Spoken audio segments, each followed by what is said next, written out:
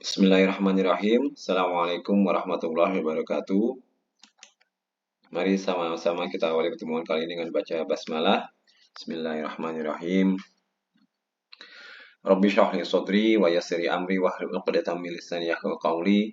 Allahumma shalli ala Muhammad wa ali Muhammad. Teman-teman semua, kita kembali bertemu dalam mata kuliah Ekonomi Islam dan kali ini kita akan membahas mengenai Islam sebagai sistem hidup sempurna.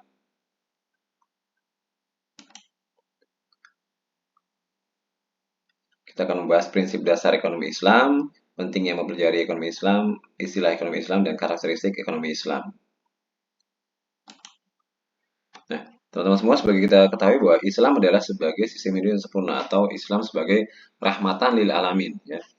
Kita sadari bahwa dari semua aspek, dari mulai sisi agama, moralitas, masalah politik, ekonomi, dan sosial, Islam telah memberikan pedoman universal untuk menjalani kehidupan yang benar, adil, dan bermakna.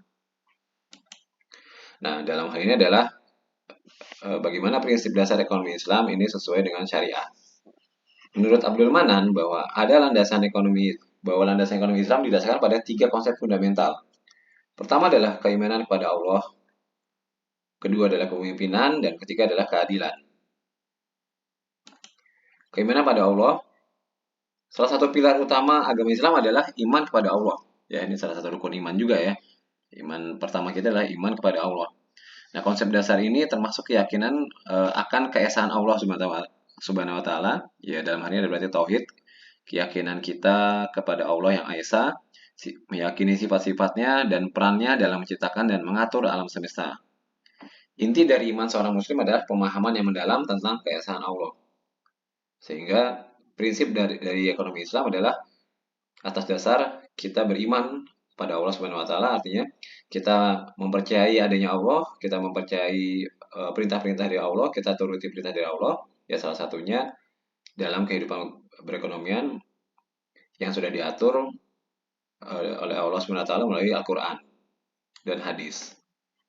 Jadi ini prinsip dasar ekonomi Islam. Pertama adalah iman kepada Allah.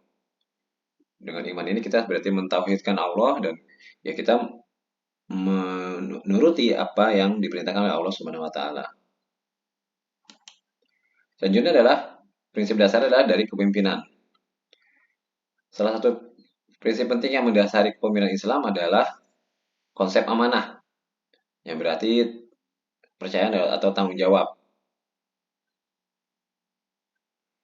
Di sini berarti bahwa menjalankan tugas dengan penuh integritas dan adil. Dan kepemimpinan Islam juga memperhatikan kemaslahatan umum selain amanah. Pemimpin harus menghindari tindakan yang merugikan orang atau masyarakat dan bekerja untuk kebaikan bersama.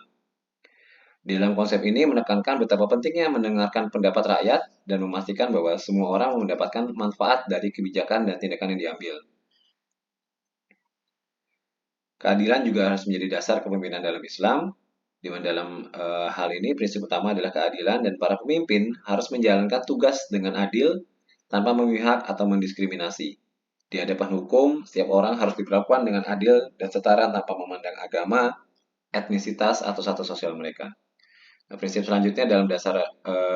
dasar selanjutnya dalam ekonomi Islam adalah terkait kepemimpinan. Bagaimana seorang khilafah ya dalam Islam yang memegang amanah, juga memberikan kemaslahatan umum, bersikap adil.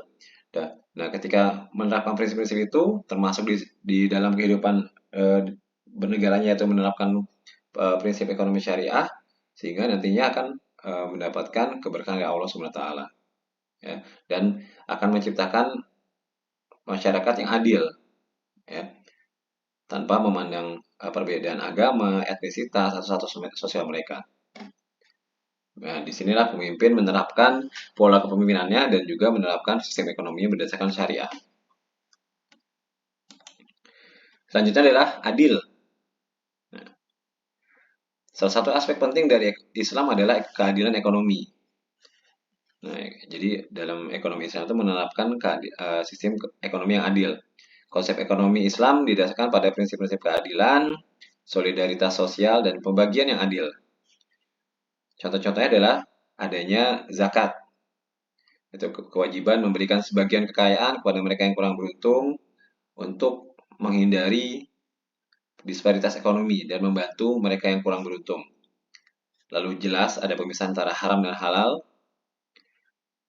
Jadi dalam ekonomi Islam mengatur apa yang dihalal atau yang diizinkan dan haram atau yang dilarang dalam perdagangan dan bisnis. Termasuk di sini adalah larangan riba dan praktek spekulatif yang merugikan. Lalu keadilan distribusi. Islam mendorong pembagian kekayaan yang lebih merata. Ini mencakup pemberian zakat atau bantuan kepada mereka yang kurang beruntung. Dan selanjutnya adalah larangan monopoli. Islam melarang praktik monopoli yang dapat merugikan masyarakat dan menghalangi persaingan yang sehat. Artinya kalau ada pasar monopoli, ya berarti penguasaan tunggal. Satu barang atau satu produk itu hanya dikuasai oleh satu produsen saja. Sehingga akan timbul kecurangan, bisa jadi timbul kecurangan. Harganya tidak ada perbandingannya, otomatis dia bisa memainkan harga. Jadi mau nggak mau masyarakat harga berapapun mungkin akan dibeli. Karena memang butuh barangnya dan tidak ada barang-barang pembanding, tidak ada barang-barang lain, tidak ada barang-barang substitusi juga. Dan tidak bisa membandingkan harga. Nah, itu salah satu efek negatif dari monopoli. Penguasaan secara individu. Nah, dalam ekonomi Islam, ini jelas dilarang. Diharapkan adalah pasar itu pasar persaingan yang sempurna, sehingga terjadi persaingan yang sehat.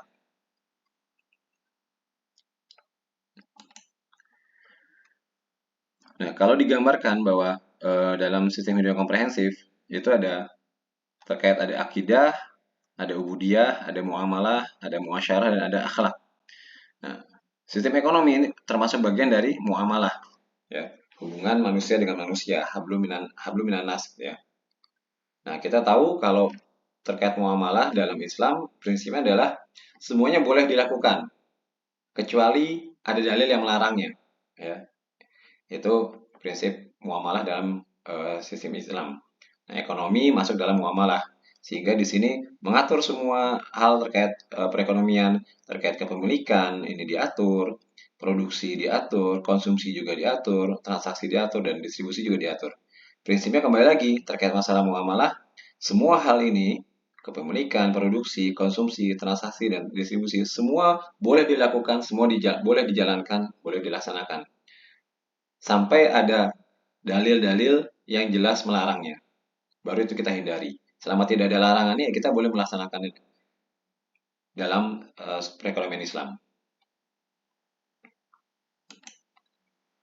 Nah, untuk apa kita mempelajari ekonomi Islam? Pertama adalah mewujudkan integritas kita sebagai seorang muslim, menambah nilai ibadah, mendukung kemajuan ekonomi Islam, mendukung gerakan amal ma'ruf nahi mungkar, dan memperkuat pengamanan sosial. Salah satu nilai utama Islam yang harus dijunjung adalah integritas. Apa sih integritas? Yaitu ketika perilaku, nilai, dan prinsip seseorang sesuai satu sama lain. Artinya, ya mungkin bisa disamakan seperti jujur. Apa yang diucapkan sama dengan apa yang diperbuat, atau tindakannya, ucapannya sama dengan tindakannya. Integritas adalah pilar penting bagi seorang muslim dalam menjalani kehidupan sehari-hari, baik dalam hubungannya dengan Allah maupun sesama manusia. Lalu, dengan mempelajari ekonomi Islam, kita menambah nilai ibadah. Karena ibadah adalah salah satu aspek penting dalam kehidupan seorang muslim. Ini adalah cara utama untuk berkomunikasi dengan Allah Subhanahu wa taala, mengingatnya dan memperkuat ikatan spiritual. Dengan menerapkan ekonomi Islam atau mempelajari, ya ini salah satu bentuk ibadah kita juga, ya. Dengan menjalankan apa yang diperintahkan oleh Allah Subhanahu wa taala. Mendukung kemajuan ekonomi Islam, ya. Dengan kita menerapkan ekonomi Islam ini artinya kita ikut membantu mengembangkan ekonomi Islam itu sendiri. Bahwa konsep ekonomi Islam merujuk pada kerangka ekonomi yang didasarkan pada prinsip-prinsip Islam yang mencakup etika, moralitas, dan nilai-nilai agama dalam aktivitas ekonomi. Dalam beberapa dekade terakhir, konsep ini telah menjadi pusat perhatian karena memiliki potensi besar untuk mendorong kemajuan ekonomi dan menciptakan masyarakat yang lebih adil dan berkelanjutan. Ketika prinsip-prinsip Islam digunakan sebagai landasan untuk praktek bisnis dan kemajuan ekonomi, kegiatan ini juga dapat mendorong ekonomi dunia dan mendorong kerjasama global berdasarkan prinsip universal. Jadi jangan dianggap ekonomi Islam ini malah aneh dan tidak bisa menyatu dengan sistem perekonomian dunia. Justru ini sifatnya malah global, artinya bisa diterima oleh semua kalangan. Nah, dengan kita mempelajari ekonomi Islam dengan baik dan benar, kita tahu ketentuannya seperti apa, mana yang diperbolehkan, mana yang tidak, kita bisa ikut mengembangkan dan memajukan ekonomi Islam itu sendiri. Mendukung gerakan amal ma'ruf nahi mungkar. Jelas karena ekonomi Islam ini adalah ekonomi yang berdasarkan syariah adalah sesuai perintah Allah Subhanahu wa taala, berarti kita ikut mensupport kegiatan amal ma'ruf nahi mungkar. Mendorong umat Islam untuk berbuat kebaikan, memerangi kejahatan dan menjaga moralitas masyarakat.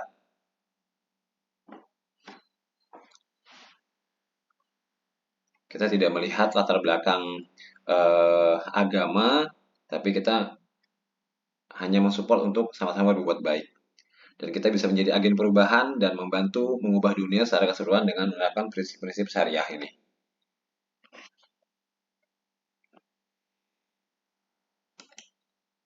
Memperkuat pengamanan sosial. Salah satu komponen penting dalam membangun masyarakat yang adil dan aman adalah pengamanan sosial. Ya, jadi masyarakat akan merasa adil dan aman. Salah satunya adalah dengan membentuk pengamanan sosial, membangun pengamanan sosial yang mencakup berbagai program dan kebijakan yang bertujuan untuk melindungi ekonomi dan keluarga dari ancaman ekonomi dan sosial yang membahayakan kesehatan mereka. Tujuan dari pengamanan sosial ini adalah bukan hanya sekedar mengurangi kemiskinan, tapi juga menciptakan masyarakat yang lebih stabil, yang adil dan harmonis. Ya. Jadi karena manusia juga sebagai makhluk sosial, tentu butuh yang namanya rasa aman dalam hal sosial. Rasa aman artinya ketika hidup bermasyarakat bisa diakui, bisa diterima, tidak terjadi kejahatan gitu ya. Dan di sini bisa menciptakan dengan penerapan ekonomi Islam bisa menciptakan pola hidup sosial yang stabil, adil dan harmonis di dalam lingkungan masyarakat itu sendiri.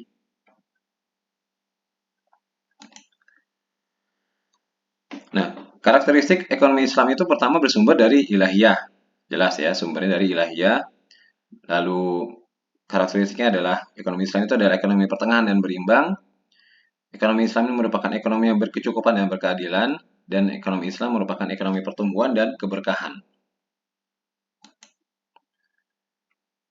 Bersumber dari ilahiyah, jelas, karena ekonomi Islam ini atau ekonomi yang berdasarkan syariah, ya syariat sudah diatur ketentuannya oleh Allah Subhanahu wa taala. Dan kalau sudah firman dari Allah kan kita sami'na wa ata'na. Artinya memang benar, tidak perlu kita bantah lagi gitu ya. Kebenarannya dan yang dilarang memang benar-benar tidak baik untuk kita. Konsep ekonomi Islam didasarkan pada nilai-nilai Tuhan selain bersifat praktis atau sekuler. Keadilan, kesejahteraan sosial, dan kebahagiaan spiritual adalah tujuan dari ekonomi Islam, bukan hanya sekadar keuntungan materi. Dengan dasar ilahiyah yang kuat, ekonomi Islam menggabungkan prinsip-prinsip agama dengan prinsip-prinsip ekonomi yang berkelanjutan dan adil. Hal ini bertujuan untuk menciptakan masyarakat yang lebih adil, berkelanjutan, dan lebih sejalan dengan nilai-nilai moral dan spiritual yang mendasarinya. Dalam konteks global yang kompleks, pemahaman ini dapat memberikan pandangan yang berharga tentang bagaimana ekonomi dapat digunakan untuk meningkatkan kesejahteraan manusia, sekaligus mematuhi prinsip-prinsip ketuhanan. Karena ini bersumber dari Allah Subhanahu wa taala, jadi kita yakin dimensinya bahwa ini adalah aturan ini memang dibuat untuk fitrah manusia dalam transaksi ekonomi, ya. Tadi ya, bahwa fitrah manusia apa sih? Ya, hidup yang adil, merata, berimbang gitu ya. Tidak ada hak individu yang dibatasi, ya, tapi juga tidak ada kebersamaan semuanya tanpa usaha. Artinya hak individu juga diberi kebebasan selama itu jalannya halal, ya.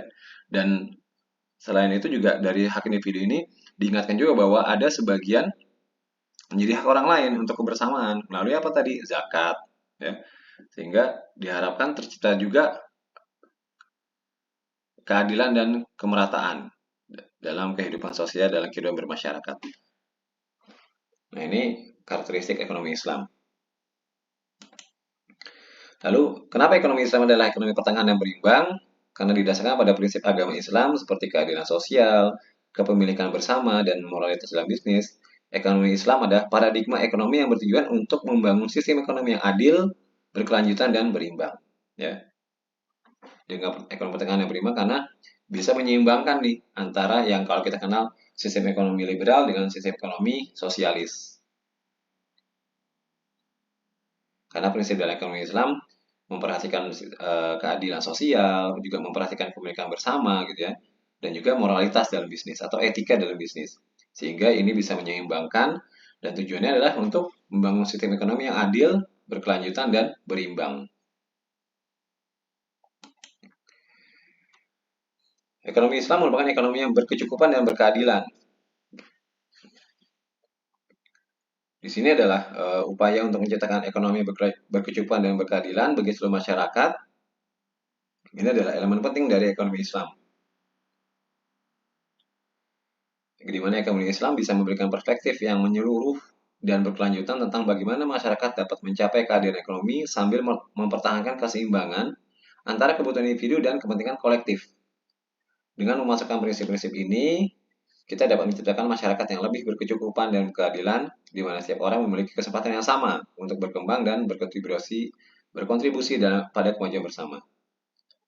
Jadi kembali lagi, ekonomi Islam karakteristiknya adalah ekonomi yang berkecukupan dan berkeadilan, karena di sini ekonomi Islam mempertahankan keseimbangan antara kebutuhan individu dan kebutuhan bersama atau kolektif.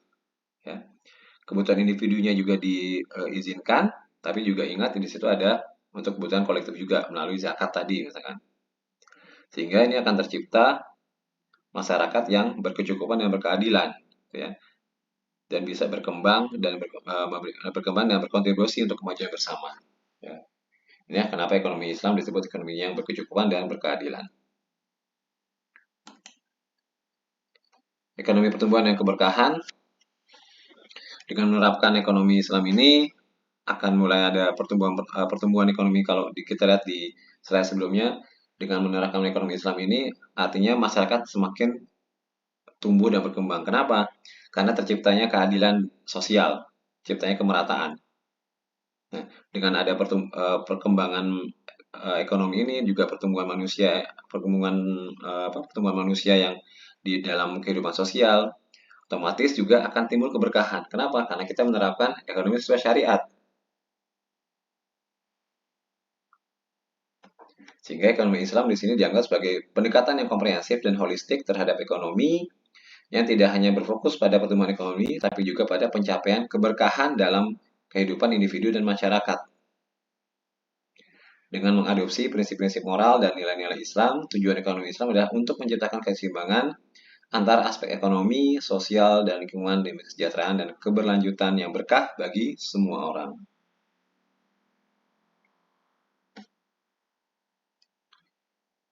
Ya, jadi dalam penerapan sistem ekonomi ini tidak hanya keuntungan semata, tapi juga keberkahan. Ya.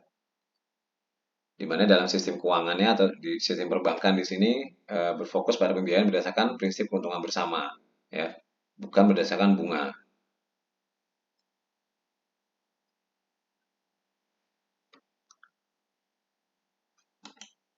Baik, demikian untuk pertemuan hari ini. Semoga bermanfaat dan bisa menjadi amal jariah buat kita semuanya. Bisa kita amalkan untuk kita pribadi maupun untuk lingkungan sekitar kita. Mohon maaf jika ada kesalahan ataupun kekurangan dalam penyampaian materi ini. Kesempurnaan hanya milik Allah Subhanahu wa taala. Marilah kita selalu saling mendoakan agar diberikan kesehatan, keberkahan, kemudahan, dan kelancaran dalam setiap aktivitas kita. Kita akhiri dengan baca hamdalah. Alhamdulillahirrabbilalamin. Wabil hidayah wa taufiq. Ihdinas siratal mustaqim. Assalamualaikum warahmatullahi wabarakatuh.